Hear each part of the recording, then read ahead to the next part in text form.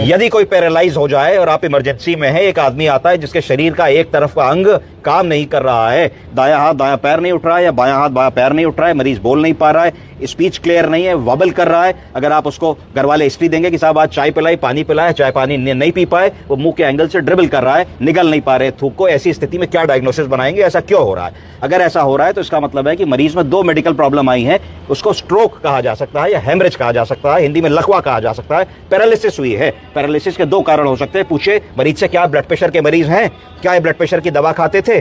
क्या इन्होंने blood pressure की दवा मिस की है? शायद मरीज कहते हाँ साहब 10 साल से ब्लड प्रेशर की दवा है, हफ्ते भर से ब्लड प्रेशर की दवा नहीं खा रहे थे, सर में दर्द और भारीपन बहुत बता रहे थे, एकाएक बैठे थे, गिर पड़े और तब से बेहोश हैं और एक तरफ का शरीर उसके बाद से काम नहीं कर रहा है। तो एकदम से आपके दिमाग में आना चाहिए कि इनको ब्लड प्रेशर की वजह से ब्रेन हैमरेज हो गया है, जिसके कारण से शरीर का एक हिस्सा लुंज हो गया है। एक चीज आपको पता होनी चाहिए कि जिस तरफ ब्रेन में ब्लीडिंग होगी उसके अपोजिट साइड की वीकनेस जाएगी। तो अगर दाईं तरफ अंग काम नहीं कर रहा है तो एकदम से आपके दिमाग में आना चाहिए बाईं तरफ के ब्रेन में ब्लीडिंग हुई होगी या स्ट्रोक या क्लॉट आया होगा। इस तरीके से आप 1 या 2 मिनट के अंदर क्लिनिकल वर्कअप करके समझ सकते हैं कि मरीज में जरूर स्ट्रोक या पैरालिसिस है। इसको किस जांच के लिए भेजना चाहिए?